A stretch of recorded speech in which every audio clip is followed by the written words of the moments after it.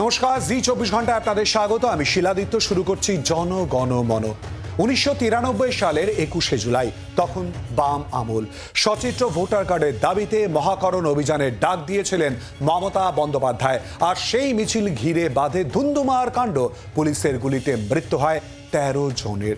3 দশক আগে ঠিক কি ঘটেছিল সেদিন, আজকে স্টুডিওয়ে সেই অভিজ্ঞতাই শোনাবেন প্রত্যক্ষদর্শী সাংবাদিকরা।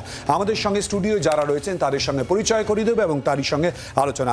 আমাদের সঙ্গে স্টুডিও এই মুহূর্তে রয়েছেন বিশিষ্ট সাংবাদিকরা। রয়েছেন আমাদের সঙ্গে প্রবীর ঘোষাল, রয়েছেন আশিস ঘোষ, রয়েছেন রন্তিদেব সেনগুপ্ত এবং রয়েছেন অশোক মজুমদার। প্রত্যেককেই স্বাগত জানাবো এবং তারই সঙ্গে সেদিন যারা প্রত্যক্ষ করেছিলেন এবং খবরের কাগজে পাতায় পাতায় যে কথা উঠে এসেছিল তাই তাদের কাছ থেকে জানবো। প্রবীর দা, কি মনে পড়ছে 30 বছর আগের ঘটনা? সেদিন ফর্চুনেটলি কালীঘাটে মমতা বন্দ্যোপাধ্যায়ের বাড়ি থেকে তার সঙ্গে আমি, কল্যাণ বন্দ্যোপাধ্যায় এমপি বেরিয়েছিলাম এই প্রোগ্রামে আসার জন্য, কর্মসূচিতে। এবং কর্মসূচিতে আসার আরেকটু পরে মমতার আসার কথা ছিল, কিন্তু তখন তো মোবাইল ফোন আসেনি।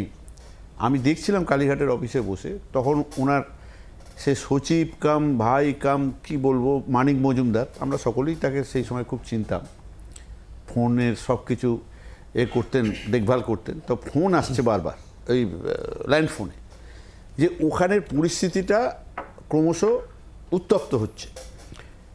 এবং তারপরে আর থাকতে পারেননি, মমতা বাড়ির ভেতরে ছিলেন, রেডি হয়েই ছিলেন, বেশ হন্তদন্ত হয়ে বেরিয়েছে, ওখানেই চলুন চলুন চলুন, ওখানে খুব গোলমাল হচ্ছে। সেই গাড়ি স্টার্ট করলো এবং আমরা যখন এলাম তখন মানে ওই ব্রাবন রোড, ওই যেখানে এসে খানিকটা গেলেই রাইটার্স বিল্ডিং, সেইখানে এসে নামলাম প্রথম গাড়ি থেকে। তখন সত্যি চারিদিকে অবস্থা খুব পুলিশ বলছে ওই বাড়িগুলো থেকে ইট মারছে।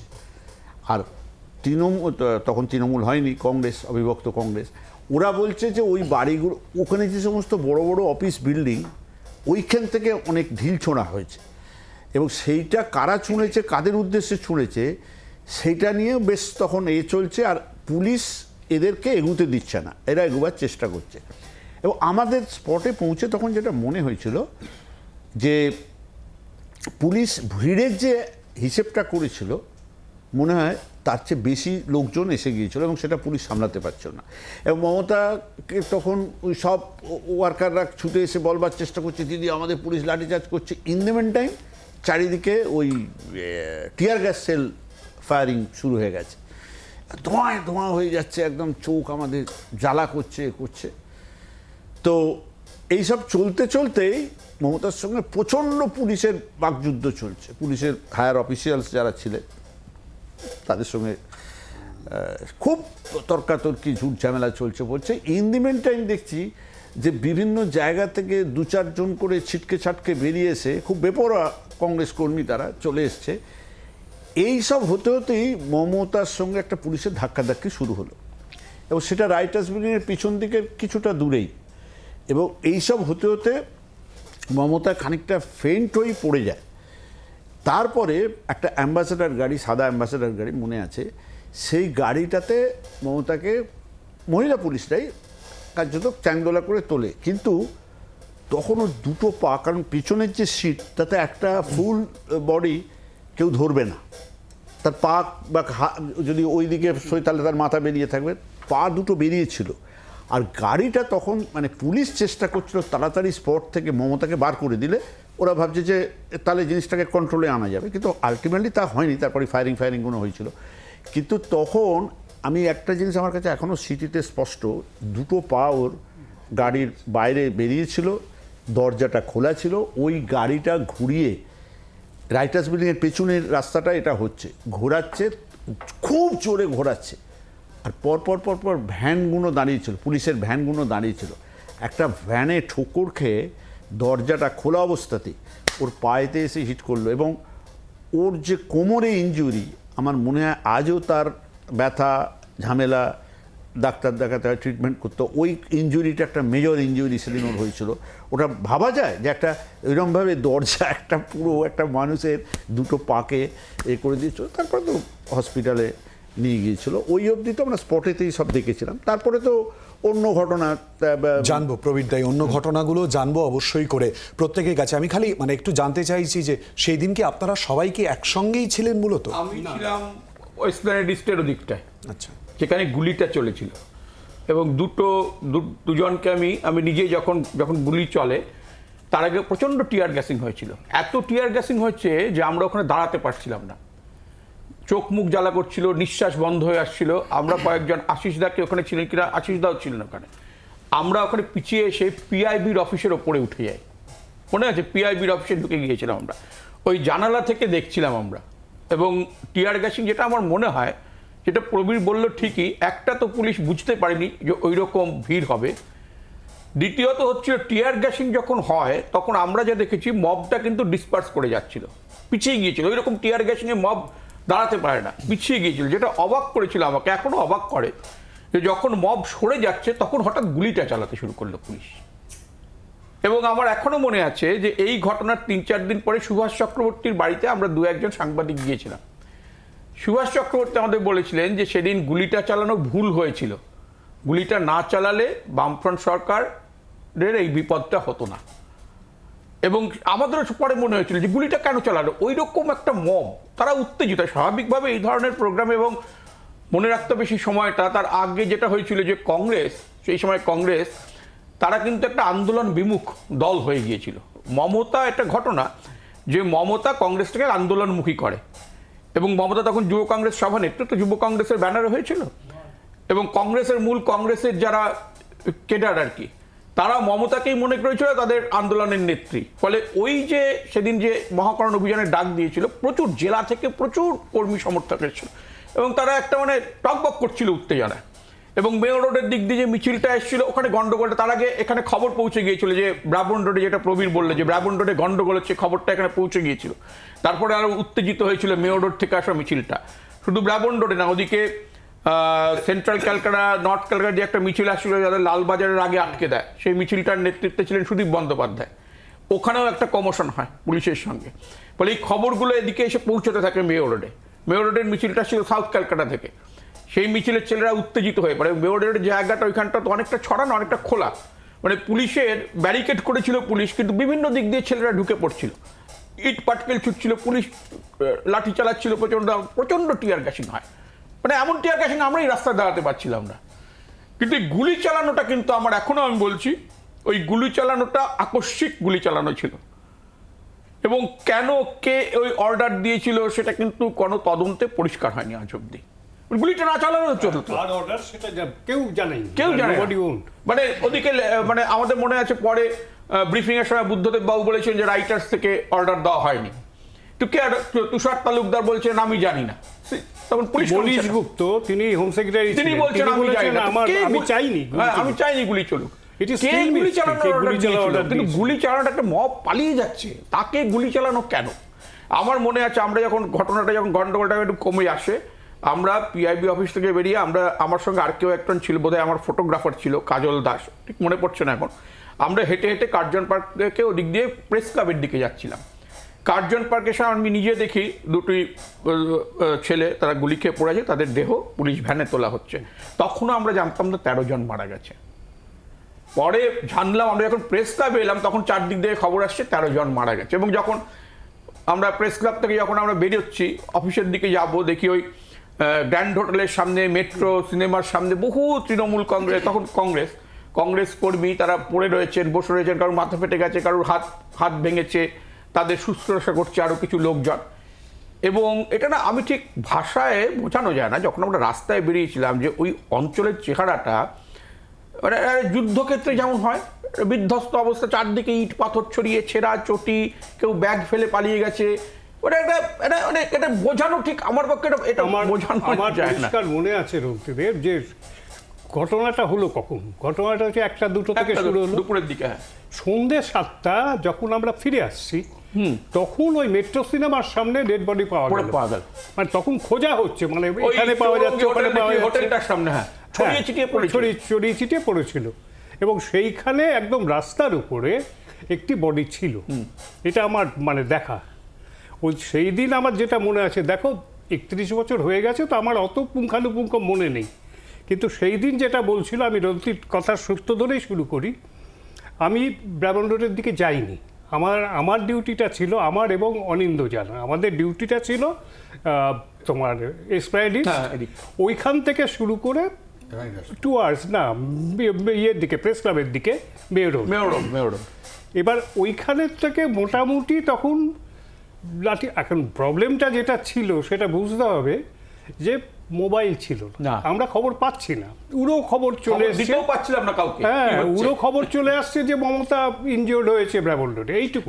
এই খবরটা আসার পর আরো কিন্তু উত্তেজনা বেড়ে গিয়েছে, মমতাকে হাসপাতালে। আমি যখন প্রেস ক্লাবের সামনে গেলাম, ওই প্রেস ক্লাবের সামনে যে চৌরাস্তা মহাত্মা গান্ধী স্ট্যাচুর এখন রিলোকেট করেছে, ওইখানটা একটা ছোট স্টেজ, সেই স্টেজের উপর এখনো আমার মনে আছে বক্তৃতা করছেন লক্ষ্মীকান্ত বসু, খুব ভালো বক্তা ছিলেন, এবং আজকের মদন মিত্র। আর তখনও ওর সামনে খুব কম লোক, কিন্তু দূরে দূরে ওই সামনে ফুটবলের মাঠ মতন, ওই ওখান থেকে সরাসরি আকাশবাণী ভবন দেখা যায়, এটা মানে খোলা জায়গা। ওইখানে কিছু কিছু ছেলেপুলে ওরা বাইরে থেকে দৌড়ে এসে জড়ো হয়ে সামনে আসছিল। সাডেনলি আমরা দেখলাম যে ঢিল ছোড়া শুরু হলো, প্রচণ্ড ঢিল। এবং তারপরে সত্যি বলছি, আমি এতগুলো আইন অমান্য বা ইত্যাদি কভার করেছি, অত টিয়ার গ্যাস আমি কখনো দেখি প্রচণ্ড। এবং ওই ভয়ঙ্কর টিয়ার গ্যাসের মধ্যে আমার মনে আছে যে প্রেস ক্লাবে একদম প্রায় অজ্ঞান হওয়ার অবস্থায় শোভনদেব চট্টোপাধ্যায় তিনি ছিলেন, তাকে আমরা প্রেস ক্লাবে ঢুকিয়ে নিলাম, এত খারাপ, বেরোতেও পারছি না এমন অবস্থা। এবং শোভনদেবকে ওখানে অনেকক্ষণ রাখা হলো, জল টল দিয়ে সুস্থ করা হলো। আমরা যখন বেরিয়ে এলাম তখন কিন্তু আস্তে আস্তে ওই ড্যামেজটা বুঝতে পারলাম, যেটা স্বাভাবিক, একটা জায়গায় আটকে গেছি। আমার মোট বোধ হয় 5টা জায়গা থেকে মিছিল আসছিল, ব্রাহ্মণ রোডে একটা, এরকমই হবে, নর্থ ক্যালকাটা একটা, সাউথ ক্যালকাটা একটা, হ্যাঁ 5টা গোটা 5 পয়েন্ট ছিল, এবং প্রত্যেকটা পয়েন্টে তো যাওয়ার সম্ভব ছিল না, অনেকটা দূর। আমি যদি বলি ধর্মতলার ওই এসপ্যারাডিস থেকে আবার অনেকটা প্রেস ক্লাব, মধ্যে খালি জায়গা, ওইখানেও প্রচণ্ড লোক, মানে তোমার রানী রাসমণি রোড এখন যেটা, ওখানেও প্রচুর ভিড় ছিল এবং প্রচণ্ড টিয়ার গ্যাস হচ্ছিল, প্রচণ্ড। তার মধ্যেই কানাঘুষো এদিক ওদিক খবর আসে। আর মনে রাখতে হবে আমরা কিন্তু বিচ্ছিন্ন, কারণ মোবাইল ফোন ছিল না, আমরা জানতামই না, সঙ্গে যোগাযোগ করা যাচ্ছে না, আমরা কোনো খবর পাচ্ছি না কোথায় কি হচ্ছে, বাকি কলকাতার কি অবস্থা আমরা জানতাম না। তারপরে যখন আমরা বেরিয়ে আসছি তখনও মানে প্রবল লাঠিচার্জ পুলিশের, তার মধ্যে থেকে ক্রমশ কিছুটা এগেলাম এবং অনিন্দ ইনজিওর্ড হলো, তাকে হাসপাতালে পাঠাতে হলো। এরপরে আমরা ধর্মতলায় এসে দেখলাম একদম পুরো ইট ভর্তি, পুলিশ তখনও দৌড়াদৌড়ি করছে, এবং একদম ওই ঠিক রন্তুদেব যা বললো যে একেবারে মনে হচ্ছে একটা শ্মশানে দাঁড়িয়ে আছে, মনে হচ্ছে যার একদম অন্ধকার একটা গুটগুটে জায়গা। এবং তখনই আমরা জানলাম যে ধর্মতলা একটা বডি পাওয়া গেছে। ধর্মতলাটা যে চৌরঙ্গি হোটেল বলে একটি হোটেল আছে, ওর সামনে একটা বডি পাওয়া গিয়েছিল, আর 2টো বডি আমি দেখেছি আমার সামনেই পুলিশ ভ্যানে তুলছিল, এটা কার্জন পার্কের ওই দিকটায়, ওই বেশিটা কিন্তু কার্জন পার্ক আশেপাশেই হয়েছে, ওইদিকে 2টো বডি আমার সামনেই পুলিশ ভ্যানে তুলেছিল, মানে আমরা যখন বেরোই রাস্তায় তখন আমার সামনেই ভ্যানে তুলছে। আরেকটা চৌরঙ্গি হোটেলের সামনে পাওয়া গেছিল, তখনও আমরা বুঝতে পারছি না কতজন মারা গেছে। 13টা মারা গেছে তো অনেক পরে, অনেক সন্ধ্যের দিকে আমরা জানতে পারলাম 13 জন মারা গেছে। পুলিশের কাছ থেকে বলছিলই না তখন। প্রবীরদা ঠিক এই জায়গাতেই আসবো এবং ছবি কথা বলে অশোকদার কাছ থেকেও আমরা জানবো। আরো একজন তার অভিজ্ঞতার কথা ইতিমধ্যেই শেয়ার করেছেন, সেদিনকার ঘটনার কথা। কুণাল ঘোষ কি বলেছেন শোনাব। আমাদের সঙ্গে রয়েছেন সাংবাদিক কুণাল ঘোষ।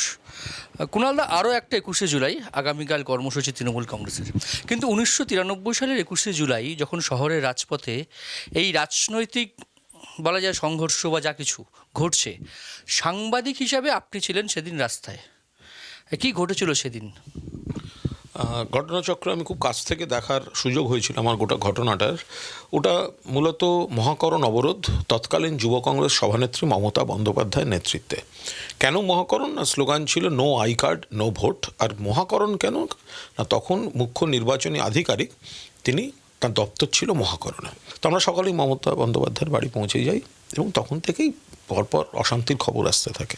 প্রচুর মানুষ আসছেন এবং সিপিএম তখন রেল আটকাচ্ছে, মাঝ রাস্তায় গাড়িতে হামলা করছে, মারছে, অবরোধ করে দিচ্ছে যাতে লোক না আসতে পারে। প্রথমে তিনি গেলেন মেয়ো রোড। তখন একপ্রস্থ পুলিশ অশান্তি করে দিয়েছে, কিন্তু তখনও একটা ম্যাটাডোরের উপর একটা সভা চলছে। মমতা বন্দ্যোপাধ্যায় তাদের বললেন, তখন পঙ্কজ ব্যানার্জি ছিলেন, শোভনদেব চ্যাটার্জি ছিলেন, মদন মিত্র ছিলেন। মমতা বন্দ্যোপাধ্যায় তাদের বললেন কোনো অশান্তি নয়, সভাটা চলুক। কিন্তু পুলিশ অশান্তি করছে, মানে মারছে, ইট মারছে, চোখে দেখা একদম ছত্রভঙ্গ করছে, কিন্তু তখনও গুলিটা চলেনি। উল্টো দিক থেকে রাস্তা দিয়ে একটা স্কুটারে সৌগত রায় আসছিলেন, ধুতি প্রায় খোলা, পাঞ্জাবি ছেঁড়া, এবং চেঁচাচ্ছেন যে মমতা যেও না, ওখানে মারছে। প্রেমন রোডে ততক্ষণে অভিযোগ হচ্ছে মঞ্চ ভেঙে দেওয়া হয়েছে, একটা ভয়ঙ্কর তাণ্ডব চলছে। তো মমতাদি হাঁটতে শুরু করলেন এবং বাঁ হাতে জিপিও, ডিভাইডারের বাঁ দিক থেকে মমতা বন্দ্যোপাধ্যায় হাঁটছেন, ডান হাতে রাইটার্স বিল্ডিং। রাইটার্সের পেছন দিয়ে ব্রেবন রোডের দিকে যাচ্ছেন। তখন ওখানে ভয়ঙ্কর পরিস্থিতি, যুদ্ধক্ষেত্রের মতো। মানে পুলিশ, পোশাকের পুলিশ, সাধারণ পোশাকের পুলিশ এবং সিপিএম হারমাদ, ইট, লাঠি, বোমা, গুলি, মঞ্চ ভেঙে দিয়েছে, মাইকের তার কেটে দিয়েছে, আর্তনাদ চলছে, ইট পাথর সমস্ত বোতল ছুঁড়ছে। মমতা বন্দ্যোপাধ্যায় যখন পৌঁছলেন, তাকে টানতে টানতে ধরে দেয়ালের দিকে নিয়ে গেল ফুটপাতে। অকথ্য মারধর, অত্যাচার, চুলের মুঠি ধরে। সেই সময় দুজন পুলিশ বন্দুক তুলেছিলেন মমতাদির দিকে। তখন মমতাদির পিএসও ছিলেন মাইতিদা, কলকাতা পুলিশেরই পিএসও।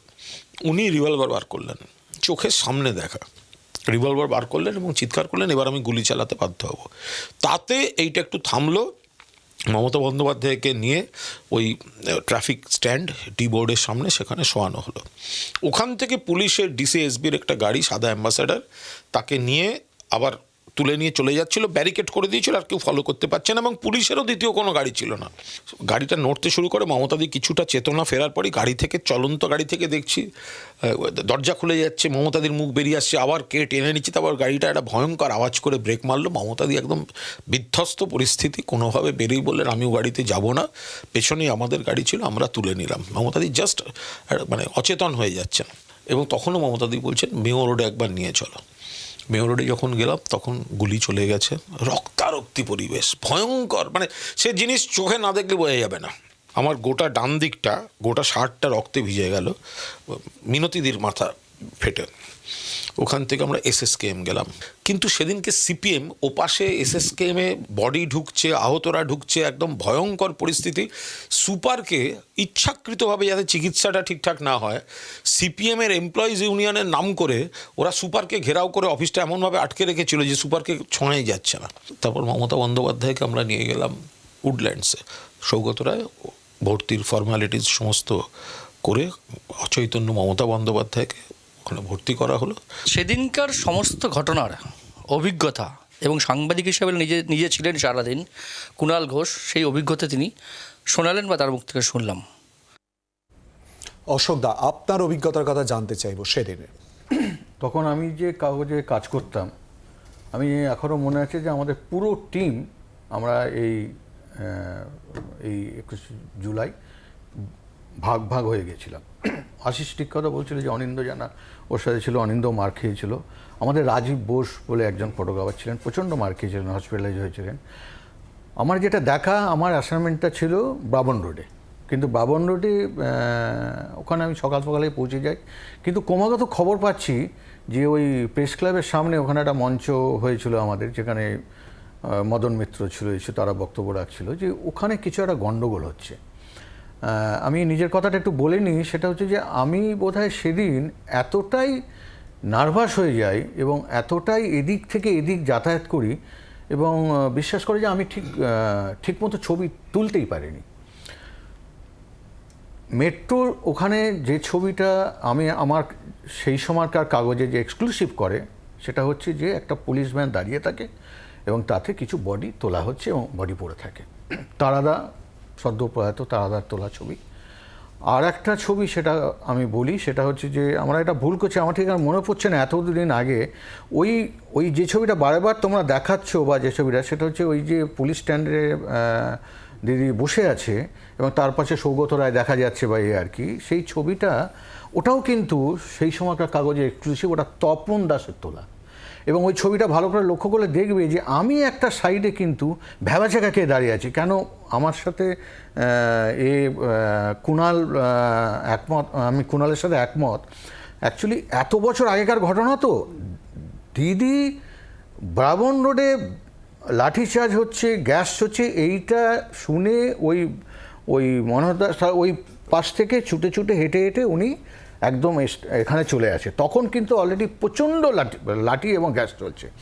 দিদি সে তার মধ্যে পড়ে যায় এবং এত ধাক্কা থাকে, এত কেউ কাউকে দেখছেন, মানে আমরাও তখন প্যাজেল হয়ে যায়। তারপরে দিদিকে ফেন্ট হয়ে যায় এবং তাকে স্ট্যান্ডে বসানো হয়। দেখবেন যে ওই জল টল দেওয়া হচ্ছে, ওটা হচ্ছে, এইসব করা হচ্ছে। তখনই আমি খবর পাই যে মেট্রোর ওইদিকে গুলি চলছে এবং কিছু লোক মারা গেছে। আমি কিন্তু যেই দিদিমণিকে প্রবীরের কথা বা কুণালের কথা মতো যেই নিয়ে যাওয়া হলো, আমি দু একটা ছবি তুলে ছুট লাগালাম এবং তখন কিন্তু আমি কোনো বডি দেখিনি, কিন্তু ওখানকার যারা স্থানীয় পুলিশ বলে যে অনেকগুলো লোক মারা গেছে। তা আমার ঘটনা হচ্ছে যে এই 13 জন মারা যাওয়া একটা ঘটনাকে নিয়ে পশ্চিমবঙ্গে এর আগে আমরা জানি যে 14 জন, হয়তো আমি ওটা না ভুল করি, নন্দীগ্রামে মারা গেছে, এটা কিন্তু দেখা যায়নি। ঘটনা হচ্ছে যে আমার সবচেয়ে অবাক লেগেছিল সেদিনকে যে ওই কুণাল এটা ঠিক বলছিল যে পুলিশ ব্যাপকভাবে প্যাম্পার করে এবং পুলিশের কাছে ধারণাই ছিল না যে সেদিনকে ডালহৌসি চত্বর, রানী রাসমণি, ধর্মতলা, এন্টার চত্বরে এত লোক হবে, যার ফলে ওরা আমার মনে হয় একটু ঘাবড়ে যায় বা এলোপাথারি ঢিল চড়া শুরু করে যাতে মিছিলটা ভেঙে যায়। কিন্তু তাতে দেখা যাচ্ছে যে যুব কংগ্রেসের কর্মীরা আরও বেশি অ্যাগ্রেসিভ হয়ে যায়। কোথা থেকে যে লোকজন আসে আমি এখনও বুঝতে পারছি না। কিন্তু মনে পড়ছে ওই যখন আমি যে জায়গাটার কথা বললাম, তোমার ইয়েতে প্রেস ক্লাবের সামনে, গন্ডগোলটা শুরু হলো, এদের মধ্যে কেউ একটু উত্তেজক ভাষণ দিয়েছিল, যা হয়। তখন হয়তো বা তারা জেনেছেন যে মমতার উপর এরকম হয়েছে, আমরা জানতে পারিনি। কিন্তু যেটা আমার পরিষ্কার মনে আছে, সামনে তো অনেকটা খালি মাঠ, যেটা বললাম, ওপার থেকে ঢিল ছোড়া শুরু হয়ে গেছে। ঢিল ছোড়াটা মানে আমি বলবো ছড়িয়ে ছিটিয়ে, নয় যে একদম কনসেন্ট্রেট করে, এত বড় জায়গা ছড়িয়ে ছিটিয়ে। কিন্তু আই স্টিল রিমেম্বার পুলিশ কিন্তু খুব কম ছিল, ওইখানে পুলিশ কম ছিল এবং সাডেনলি গুলি চালাতে শুরু করে। তার আগে তো টিয়ার গ্যাস ছিল। এই যে প্রসঙ্গটাতে অবশ্যই করে আসবো যে গুলি চালনার ঘটনা কখন, কেন, কিভাবে উঠলো, কেন পরিস্থিতি এতটা উত্তপ্ত হয়ে গেল, যারা দেখেছেন তাদের কথাটা তুলে ধরছি, আর শহীদ পরিবার তাদের তরফ থেকে এবং যারা সেই দিন সেই আন্দোলনের সময় উপস্থিত ছিলেন তাদের অনেকের বক্তব্য তুলে ধরছে। আমি মিটিংয়ে যাই, সকালে যাবি না করছিলাম, বাচ্চা উঠবে। অফিস থেকেও বারণ করেছিল যে না আজকে মিটিং এ যেও না, এরকম গন্ডগোল হবে না। বলে কি যদি যেতে দেন তো বলুন, না হলে আমি অফিসই করব না। তা আমরা শান্তিপূর্ণ মিছিল করে আমরা রাইটার্স বিল্ডিং এর দিকে এগোচ্ছিলাম, তখন পুলিশ আমাদের উপর লাঠিচার্জ করে, গুলি চালায়। যেখানে गोली चार्ज हुआ है तखने लड़का के यहाँ गोली लगा है, तब दीदी के अगुआ गिर गया है, तब दीदी न मारो हमको मारो। রাত ভোর দাওয়ায় বসে আছি, বাড়িও আসছে না বা কোনো কারোর কাছে কোনো খবরও পাইনি। 22 তারিখেও আমি জানি না যে 5:30টার সময় আমার স্বামী মারা গেছে। আমি হাসতে হাসতে যাচ্ছি। আমরা গিয়ে যখন দেখলাম পরিষ্কারভাবে দেখা গেল যে বুলেটটা বাঁ সাইডে এটা পুরো ঝাঁঝরা হয়ে গেছিল। তা সেই যে যাওয়া তারপরে যে 2 দিন 2.5 দিনের পরে যে উনি ফিরেছে, আজ সেই দৃশ্য আমরা দেখি। 5 ঘন্টা বীজ ভেঙে রেখে দিয়ে বাড়ি এলুম, লোকের সঙ্গে আর দেখা মনে পড়বে নি? স্বামী বলে সেই জিনিস তার মনে পড়বে নি? দিদিকে মনে হবে নি? 21 জুলাই মনে হবে নি? 21 জুলাই এসছে, আমাকে যেতে হবে, দিদি আমাকে ডাকবে। সেই দিন যারা উপস্থিত ছিলেন সেই সমস্ত সাংবাদিকদের কথাই কিন্তু আপনাদের সামনে তুলে ধরবো এবং তারই সঙ্গে যে প্রসঙ্গক্রমে ধীরে ধীরে চলে আসা যে কেন পরিস্থিতি এতটা উত্তপ্ত হয়ে উঠেছিল 1993-এর 21শে জুলাই, জানবো প্রত্যেকের সঙ্গে কথা বলে একটা বিরতির পর। চোখ রাখুন জি 24 ঘন্টা।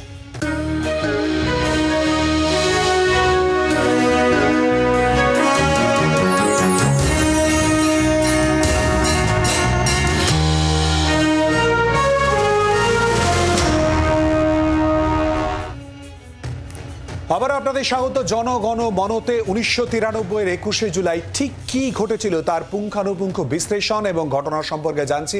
আমাদের সঙ্গে বিশিষ্ট সাংবাদিকরা রয়েছেন। প্রবীরদা, যে কথাটায় আমরা ছিলাম যে আমরা দেখলাম ধীরে ধীরে লণ্ডভণ্ড পরিস্থিতি এবং তারপর অগ্নিগর্ভ, গুলি চলা, মৃত্যু। কেন এই পরিস্থিতি তৈরি হলো প্রবীরদা? একটা জিনিস আমরা এখানে এখনো কেউ উল্লেখ করেনি, আমি করছি, সেটা হচ্ছে যে 21শে জুলাইয়ের আগে সম্ভবত 17 কিংবা 18ই জুলাই রোটান্ডা একটা মিটিং হয়েছিল। সেটা চিফ মিনিস্টার জ্যোতি বসু তখন মিটিংয়ে সেই মিটিংটায় ছিলেন এবং শুধু কলকাতা পুলিশ বা ডিজি চিফ সেক্রেটারি নয়, ডিস্ট্রিক্ট লেভেলের মানে কলকাতার কাছাকাছি যে ডিস্ট্রিক্টগুলো তার এসপি এবং ডিএমরাও মিটিংয়ে এসেছিলেন এবং সেখানে আইন শৃঙ্খলা রক্ষার নামে একটা ডাইরেকশান মৌখিক, সেটা কেউ প্রমাণ করতে পারবে না, দেওয়া হয়েছিল যে ওই দিন যাতে বেশি লোক কলকাতায় না ঢোকে সেটা অ্যাডমিনিস্ট্রেশনকে দেখতে হবে। তার মানে একটা সংঘাতের পরিস্থিতি 21শে জুলাইয়ের প্রোগ্রামের আগে, কারণ 21শে জুলাইয়ের প্রোগ্রামটা প্রথম ঠিক হয়েছিল 14ই জুলাই হবে, তখন রাজ্যপাল নুরুল হাসান মারা গেলেন বলে ওটা ডেফার্ড হলো। তার মানে এরা অ্যাডমিনিস্ট্রেশন বুঝতে পারছিল, সিপিআইএমের রাজ্য নেতৃত্ব মানে আলিমুদ্দিন স্ট্রিট বুঝতে পারছিল একটা প্রচুর লোক মমতার নামে পাগল, তারা কলকাতায় আসবে এবং সেই আশাটা ঠেকাতে হবে। সেই ঠেকানোর কাজটা প্রশাসন করতে পারেনি বলেই অত লোক ঢুকে পড়েছে এবং ইন্টেলিজেন্স ফেলিওর, এবং সেইটা হচ্ছে মূল জায়গা। একটা জিনিস প্রবীর, তুমি দেখো যে এই যে ঘটনাটা ঘটলো, এই ঘটনায় রাইটার্স বিল্ডিংয়ে বা জ্যোতিবাবু বা বুদ্ধবাবু তখন পুলিশের দায়িত্বে, এদের মুখ থেকে কি বেরিয়েছিল? ওরা বলেছিল ওরা আসছে লাঠি সোটা বোমা নিয়ে রাইটার্স দখল করতে। এটা ছিল ব্যাখ্যা।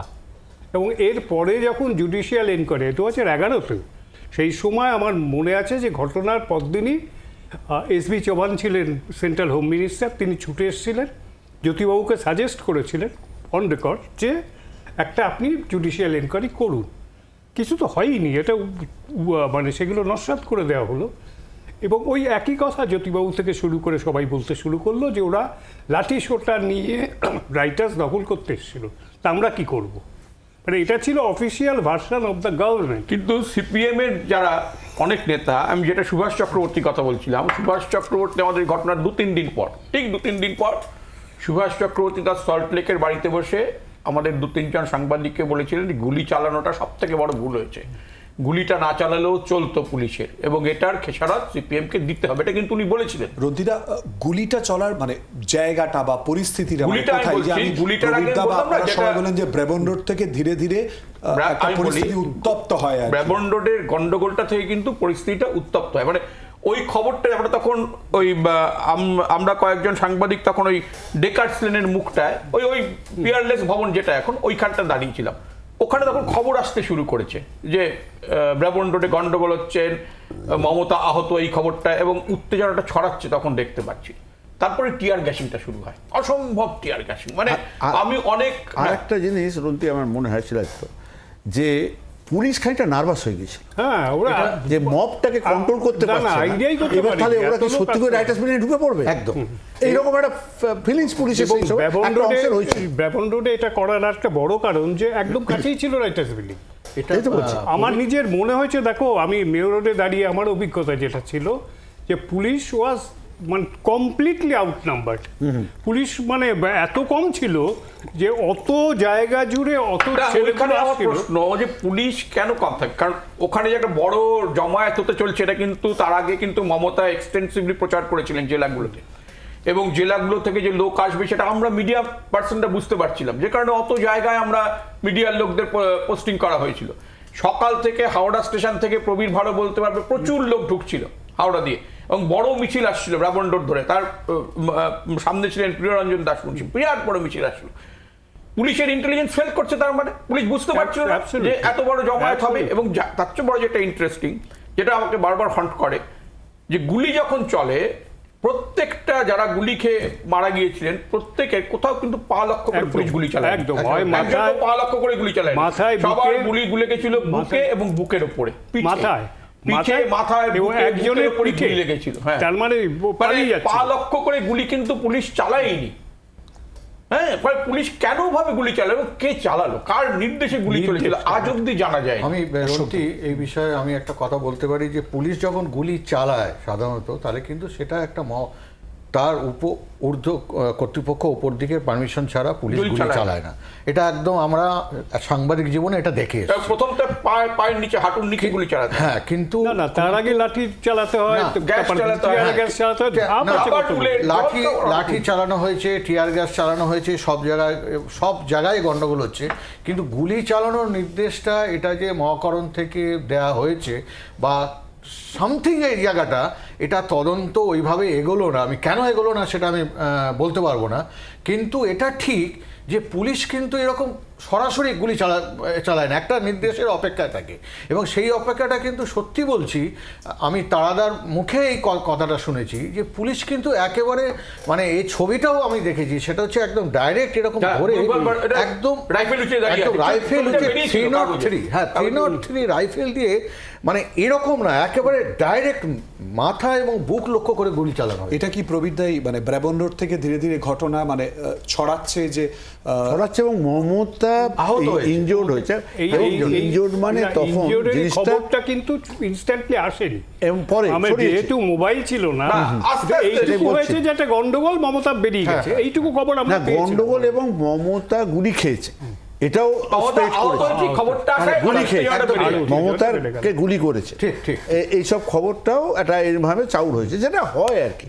তা তাইতে আরও পরিস্থিতিটা অগ্নিগর্ভ হয়ে গেছে। এবং সেটা বলছি প্রথম থেকেই যে পুলিশ আউট অফ নাম্বার হয়ে গেছিল এবং পুলিশ নার্ভাস হয়ে গিয়েছিল, যেভাবে ওই মব ঢুকে পড়ছে, রাইটার্সের দিকে এগিয়ে আসছে, ওরা ভাবছে সত্যি করে বোধ হয় রাইটার্স দিকে দখল করে ফেলবে, কি করে ফেলবে না করে ফেলবে।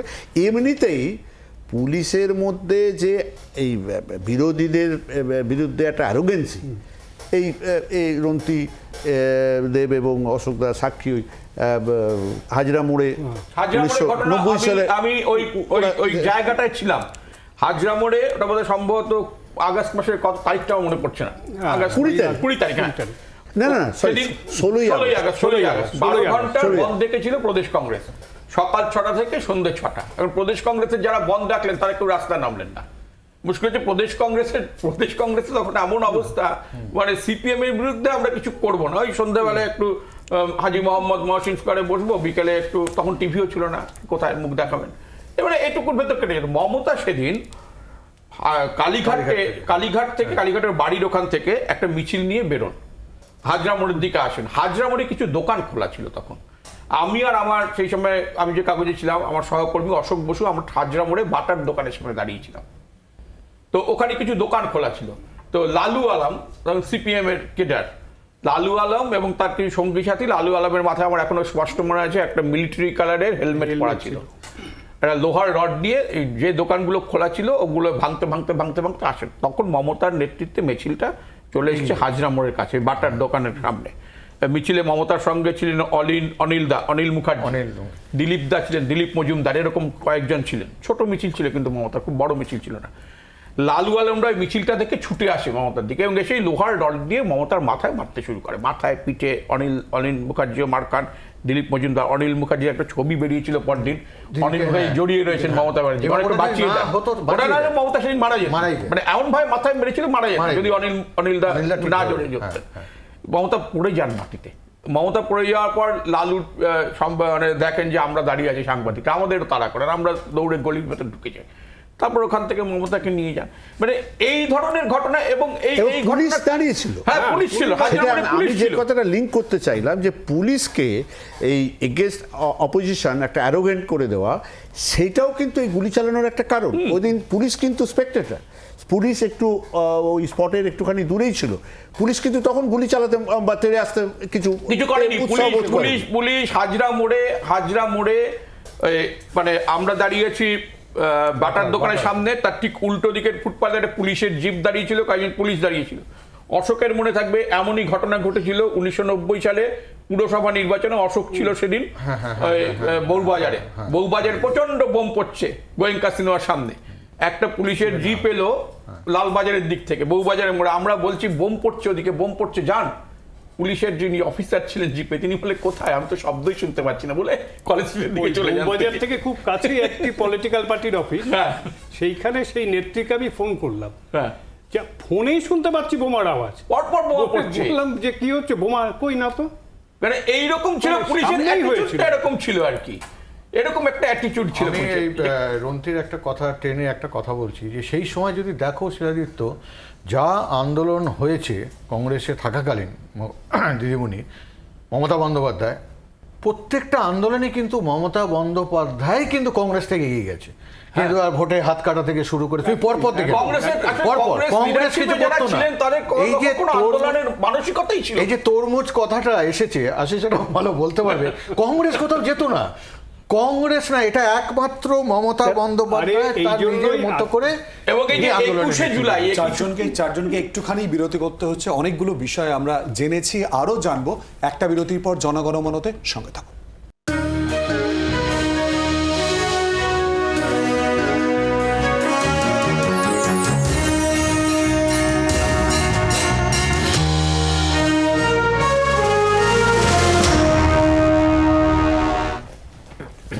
জনগণমনে আবারও আপনাদের স্বাগত জানাচ্ছি। 1993-এর 21শে জুলাই ঠিক কি হয়েছিল, অনেক কিছুই আমরা সেদিন যারা উপস্থিত ছিলেন প্রত্যক্ষদর্শী সাংবাদিক তাদের কাছ থেকে জেনেছি। এবারে যে বিষয়টা জানবো, আন্দোলন ধীরে ধীরে একটা জায়গায় গেল এবং তারপর গুলি চলার ঘটনা, মৃত্যু, তারপর কলকাতা এবং বাংলার ছবিটা ঠিক কি হয়েছিল প্রবীরদা?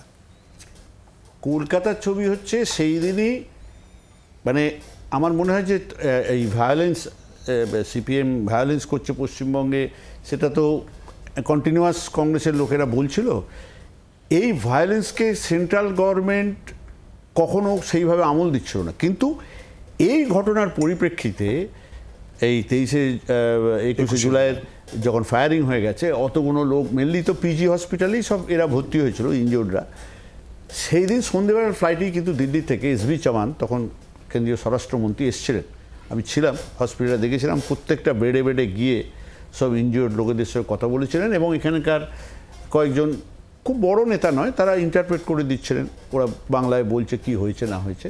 এবং তখন কিন্তু একটা আশা জেগেছিল যে একটা সেন্ট্রাল গভর্নমেন্ট বোধহয় একটা কড়া কোনো পদক্ষেপ নেবে, কারণ এইরকম একটা বড় ভায়োলেন্সের ইনসিডেন্ট হয়েছে, পুলিশ এইভাবে করেছে, কিন্তু আলটিমেটলি কিছু হয়নি। প্রবীরদা একটুখানি আটকাচ্ছি প্রত্যেকের কাছ থেকে, তারপরের ঘটনা অবশ্যই করে জানছি, কিন্তু আপনারা জানেন যে 21শে জুলাই আগামীকাল ঠিক কি বার্তা দেওয়া হবে সেদিকে নজর থাকবে, এবং তার আগে মমতা বন্দ্যোপাধ্যায় আজ যান সেখানকার প্রস্তুতি খতিয়ে দেখতে, এবং তখন তিনি সাংবাদিকদের উদ্দেশ্যে কি বলেন শোনাবো। এটা তিনি কি মনে করেন রাজনৈতিক সভা শুধু তার নয়, এটা বাংলার অস্তিত্ব রক্ষা, দেশের অস্তিত্ব রক্ষা, বাংলা মাকে রক্ষা করার সভা। 21শে জুলাইটাকেই আমরা বেছে নিই মা মাটি মানুষকে ধন্যবাদ জ্ঞাপন করবার জন্য, মা মাটি মানুষ দিবস হিসেবে পালন করবার জন্য।